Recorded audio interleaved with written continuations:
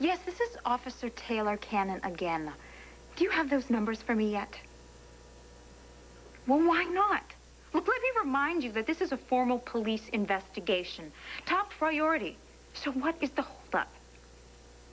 Yes, I am patient. But do you have any idea how urgent this case is? We are talking about an escaped convict, a murderer. One that is on the run with a girl that is pregnant. We'd like to get to them before it's too late. Do you understand what too late means? Well, then get me the number. You know, incompetent morons.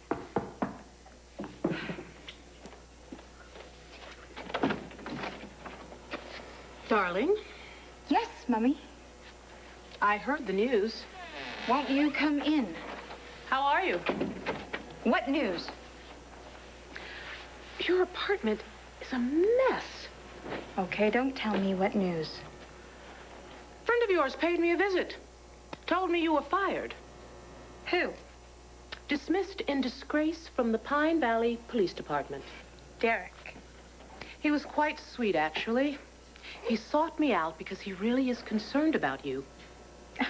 Right. And so am I. Oh, yes, he gives me the axe and you cut off my trust funds. Yes, I'd call that concerned. Goodbye, Mother. Oh, no. I'm not going anywhere. I'm calling a cleaning service to come and tidy up this pigsty. You know, you always loved to watch me suffer. Taylor, that is not true. Well, the cupboards are bare. The fridge is empty. There's no job, no food, no money. Well, then you should be ashamed. Ashamed? Soon I'm going to starve to death. But what do you care? You don't love me. I mean, you never did. You only love yourself. You use love to hurt people. So please, let's not talk about love. Taylor. Shut up. I do love you. I said shut up. I've stopped listening to you. You and everyone else who play by the rules. You know what? There are no rules. Don't shout. You lied to me. Do unto others, turn the other cheek. That is all a crock. This is a dog-eat-dog world, and whatever can go wrong will. I mean, the idiots at the phone company can't even trace a call. And let me tell you this, Julia is pregnant. What? The tramp who's told Noah is pregnant. With child, his child, the child that I was supposed to have. But you know what? You know what? It doesn't matter because I am not going to let her have it. I'm not. I won't.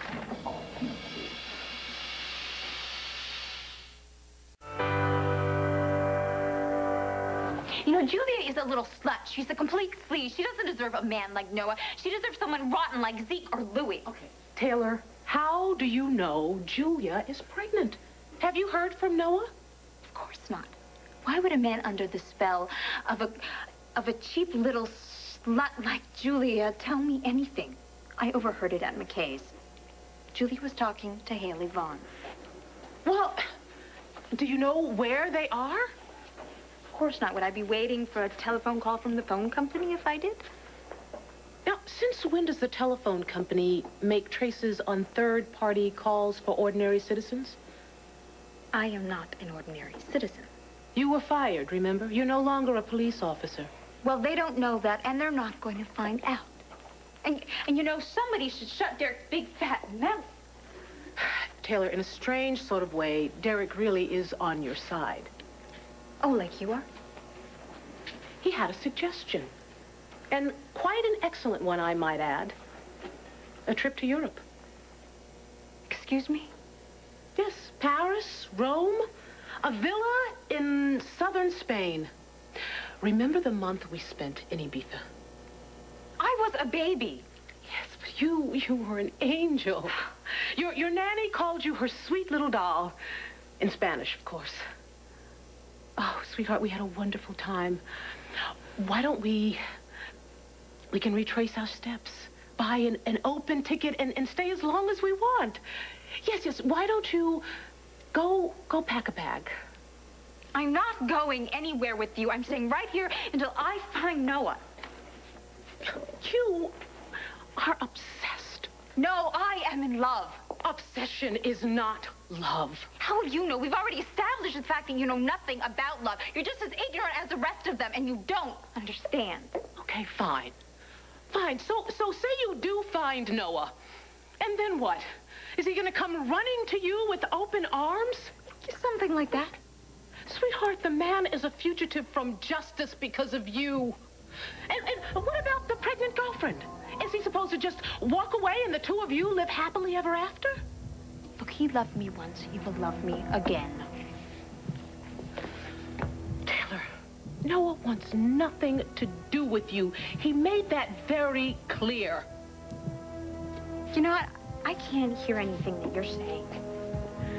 Taylor, he risked his life to get away from you. He is in love with another woman, a woman that you say is having his baby. My God, what does it take for you to get the message? I am not going to let her have this baby. And I don't care how I'm going to stop her, but I'm not going to let her. Taylor, listen to me. The man that you are obsessed with hates you. No. He despises you. He loathes you. He has caused you nothing but heartache ever since the first day you met him. Please let him go, Taylor. Please let him go.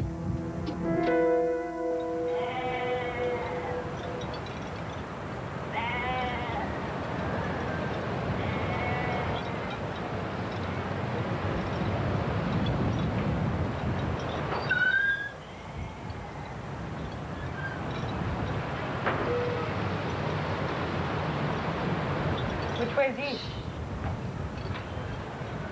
Well, ain't nobody around.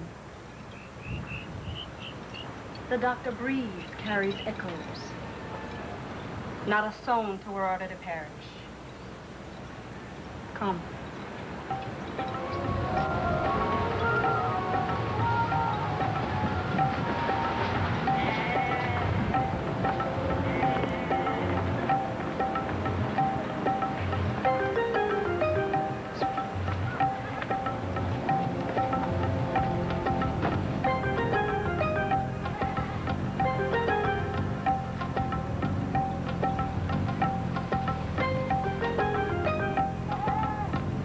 Well, that wraps up. Thank you both very much for your time. As I said, we're going to be moving into these sentencing proceedings as soon as we possibly can, so please be prepared, okay? Will we be summoned to testify? Yes, more than likely, both of you will. Does he still blame me, Jack? No, he blames me. Actually, he blames both of you. He thinks it's everybody's fault but his own. He killed Laurel, but it's not his fault.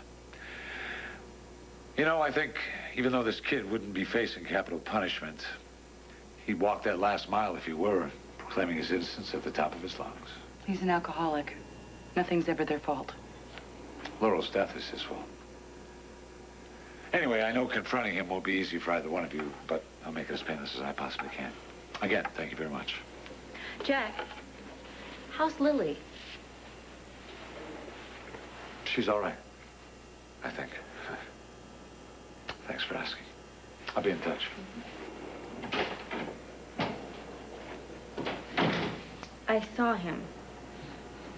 Jason? Yeah, in jail. He called me and asked me to come visit. I went with Michael. What did he want? For me not to hate him, to understand that he killed Laurel because I led him on. Oh, he's a psychopath.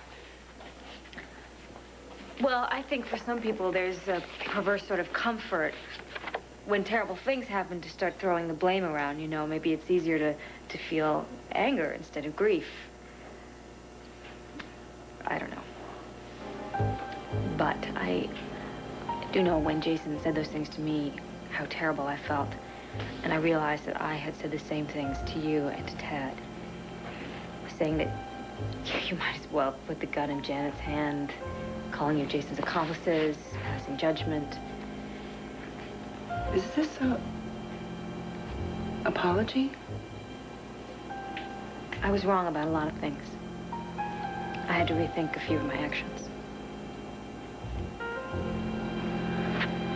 Next, you'll be saying every cloud has a silver lining. Do you insult everyone who speaks to you honestly about their feelings, or is it just me? Did I insult you? Then please accept my apology and add it to the top of the heap of the ones that I already owe you.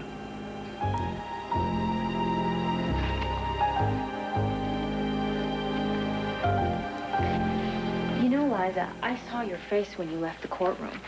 I mean, when Jason blamed you, I mean, I know you know what I'm talking about. You know, I want you to forgive me because I don't understand where this sudden sisterhood thing coming in. After you left, Scott Chandler, he pointed out all of Jason's accomplices, his real accomplices. It's really all of us. I mean, anyone who's ever said or done a mean or hurtful, thoughtless thing without thinking about how it would affect the other person, you know, without caring about how it would make them feel. So I guess I'm just trying to say what Scott said, you know, that we're all guilty. Yeah, but he pointed his finger at me in front of everyone, and he told me that I needed to take credit for killing an innocent woman. At least when he blamed me, it was in private. He must have felt really alone that night. I mean, so rejected by everyone. I'll type up my resignation and have it on your desk by 5. You have a contract, Tad. You can't just walk off the cutting edge when the mood strikes you. Watch me. As far as this job is concerned, I'm all used up. Used up or not up to the challenge? Take your pick. I don't care. The only challenge I'm interested in right now is my wife and family. Didn't you leave Orsini and sign on here so you could spend more time with them? No, Adam. I signed on here to produce.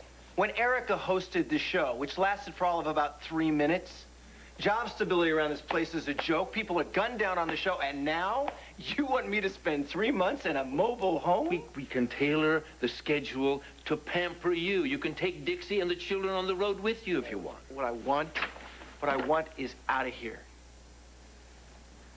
I never wanted to host The Cutting Edge. I only did it because the station was in trouble, not because I was hot to be some kind of celebrity, which I'm not. I was hot to be the station manager. And the Twinkie that owned WRCW before you did, in all his infinite wisdom, chose Liza for the job, which was a joke. Should have been mine. Is that what this is all about? You want Liza's job.